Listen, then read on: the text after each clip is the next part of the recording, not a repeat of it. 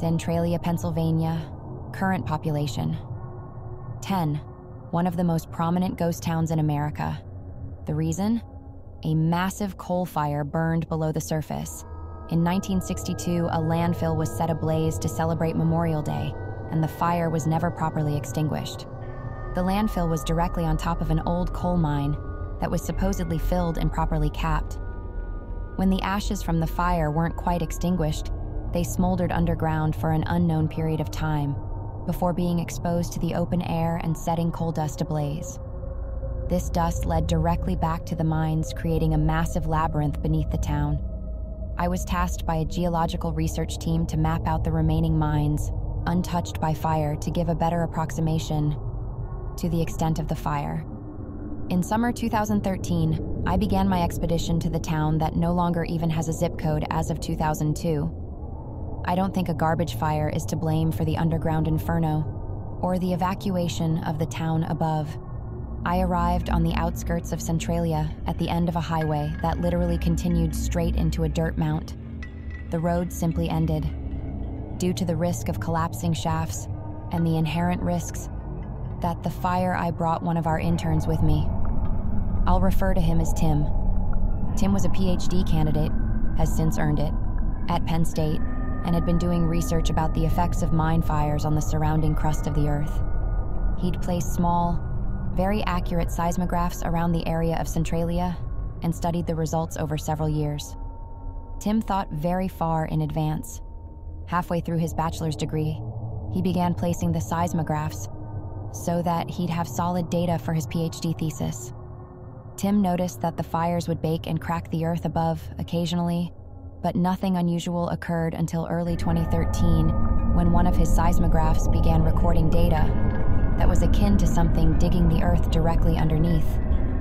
It was almost as if someone was using a boring machine directly beneath the seismograph, heading straight up. The Earth's crust can change, distort, and tear in odd manners, but this was something that I'd never seen before. After less than 2 days, the readings had gone off the scale, and we'd begun to assume something was wrong with the seismograph. Our fears were nearly confirmed when the machine suddenly stopped broadcasting. We went out to inspect, and it was gone. A perfectly circular 5-foot diameter hole in its place. Shortly thereafter, the government contacted us. They tasked us to map the remaining mines using a GPS tracker that had a built-in safety feature. If we began to suffer ill effects from carbon monoxide from the coal fire, the tracker would emit a high-frequency ping to any other trackers nearby and an obnoxious screech to anyone within earshot. Once we left the truck behind and continued towards the mine on foot, things took a turn for the weird. I saw one of the residents of the town, but he didn't seem all there. He looked out from the porch window of his dilapidated house and basically stared straight through us. His look was akin to the 1,000-yard stare of combat veterans. We waved at him as we were walking within 50 yards of his house, and he yelled something at us, but we couldn't hear him. I raised my hand to my ear in the universal "we couldn't hear you" gesture, and he yelled louder. "You won't want to go in there. The mines ain't kind to visitors." The man looked to be a few steps past crazy, so we took his brief rant with a grain of salt and continued to our destination, which was only about a quarter-mile past the man's house. The woods had an unnatural feel to them. The trees seemed stunted in many places, and there were numerous vents created by the subterranean fires, of course. These openings in the Earth's crust were usually pretty easy to spot. They were puffing out smoke in some places, and generally they were devoid of vegetation. This, however, was not always the case. Some of these chasms were hundreds of feet deep and had stopped smoking. An open maw on the surface of the earth with no warning whatsoever. Tim nearly walked straight into one that was overgrown with a fallen tree bridging the two sides. The smoke that emanated from the ground cast eerie shadows everywhere you looked. It was almost as if something was hiding within the smoke, but I dismissed that as me simply being paranoid. This town had been nearly abandoned since the 1980s, and the only people that remained were, from what I could see, mostly crazy. Finally, I saw something move that I knew wasn't smoke. I knew it wasn't my imagination, because I saw it move a small fern-like bush as it hid. Something was in the woods with us.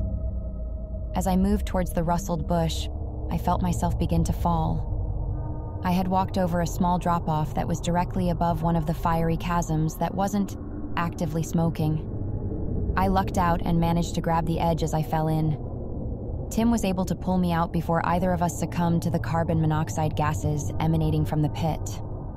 Our walk towards the mine continued in silence. The mine entrance was overgrown with thick vegetation and gated off by a rusted fence. Thankfully, the lock had long since rusted and fell off, as we'd never have been able to open it with our key, as rusted as the thing was. Inside was an absolute labyrinth of partially collapsed tunnels that gradually sloped downward. My map, circa 1930, showed that the mine had a spiral series of shafts that went several hundred feet deep before the main shaft hit a water pocket, dooming all of the miners in the near vicinity. We entered the first shaft, main number 1, and immediately the temperature began to increase. I knew we'd need our portable respirators before long. I just hadn't expected to need them yet. The ambient temperature outside was nearly 80 degrees F, and inside a mine it would normally be closer to 50 degrees F. It was well over 90 degrees F and rising. This was a good indicator of how close the fire really was. By my calculations, the ambient temperature in the mine would be close to 120 degrees F near the waterline. The depth of the water was such that it would have washed out or flooded the bottom quarter of the mine, but there should be enough room for us to gain access to the portions of this mine where the fire would hit first. It wasn't an if this mine caught fire, it was more of a when. The mines around and under Centralia were just too close together, and the coal seam was too large for any nearby mines to be spared. It would likely burn for another 2.5 centuries. After donning our respirators, we headed deeper into the main number 1 shaft. The shaft would periodically open into larger chambers where pillars of coal had been mined around and supported with large timbers. Occasionally, one or more of these would be collapsed, leading me to question the structural integrity of the ceiling, supporting millions of tons of coal and rock above our head. But we trudged on. In the second such open chamber, I saw a plume of smoke emitting from the wall. My eyes darted away from it, and as soon as they did, I could see movement that didn't match the smoke. Something black as the surrounding coal was standing directly beside the wall, so close to the opening that if it were human, it would have almost instantly succumbed to carbon monoxide poisoning and passed out. Whatever this was just stood by the opening and watched us walk by.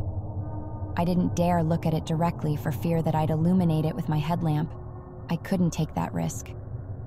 We came within about 20 feet of it, and I guess Tim just couldn't see it. Just as we passed by the thing, I saw it slide between 2 pillars and disappear into the wall. Before it left, I saw it grab the pillar, and I noticed 3 massive claws on its hand. I knew we'd have to return to that room. I just wasn't looking forward to it. We exited the cavern without incident, but afterwards I couldn't shake the feeling that there were things scaling the walls just out of sight. Finally, after another half an hour, we could hear running water. Apparently, the underground water that the 1930s mine had hit was some sort of creek or stream. We were probably about 200 yards from the water when Tim stopped dead in his tracks and pointed straight ahead. I didn't get a good look at whatever he saw, but I saw a shadow, and I knew that Tim could finally see what I saw. He was deathly pale and just managed to slightly turn his head sideways to look at me before something climbed to the ceiling directly behind him. He heard it and darted the way we'd come. I had no plans on lingering in the mine, but my own terrified curiosity got the better of me. The water shouldn't be running. The records indicated that the 1930s crew hit a pond, an underground pool of, essentially, stagnant water. Somehow the water either interconnected with another waterway in the passing 80 years, or the records were wrong. Terrified as I was, I knew I was mere feet from finding out. I turned the last bend, maybe 20 feet and 10 seconds from where Tim had turned tail and ran, only to see a rather large flow of water moving perpendicular to the cavern. The shaft continued on the other side of roughly 50 feet of water. The water was near the boiling point, as I could feel the immense heat resonating from its surface. On the other side stood a black creature. When I shined my light on it, fire seemed to resonate from its eyes. I was running the other direction instantly. I heard its feet hit the ground on my side of the bank, and I broke into a full sprint. I could hear its footsteps, and although I was panting through the respirator in the extreme heat, I couldn't hear it breathing at all. I ran up the incline towards the exit, but the creature seemed to have more stamina than I, and I began to falter. A dark shape emerged from directly beneath one of my feet and seemed to grab my boot as I stumbled toward the room where I'd originally seen the beast. As I passed through the first room where I saw the creature, I heard a loud screech, and my GPS lit up a pinged beacon from inside the wall. I continued to run. I felt fire on the back of my neck, and I could see daylight from ahead, only I didn't think I could make it. The fire grew worse and worse, even though I knew the temperature should be decreasing. And right as I exited the mine, I felt the flames overcome me and I fell into darkness. Tim revived me some minutes later and indicated that we were both suffering from carbon monoxide poisoning and that we needed fresh air in a bad way. After a few minutes and many scared glances at the mine, we decided to leave. I asked Tim where his GPS unit fell, and he responded that it was still in his pack. Confused, I asked him to show me. Sure enough, Tim's GPS unit was in its rightful place. I pondered why mine had malfunctioned, and as I looked at it, I could clearly see a dim ping moving around beneath the surface. I decided to take one last look down the main shaft of the mine before we left. Tim stayed outside. Once back in, I could see about 200 yards straight into the main shaft. I peered off the side of the drop-off, and not 20 feet below lay a Caradgipus unit exactly like ours with 3 charid scrapes on it. As soon as I saw it, a black cloud hand-wrecked the unit back out of view, and I was immediately running towards the surface lest the owner of the hand know how to fly. We contacted the government with the results of our first excursion and informed them of the unusual pings. They mentioned nothing. Upon a little further digging by Tim, apparently we were the second team to map the area, the first being 4 months prior. They did not return.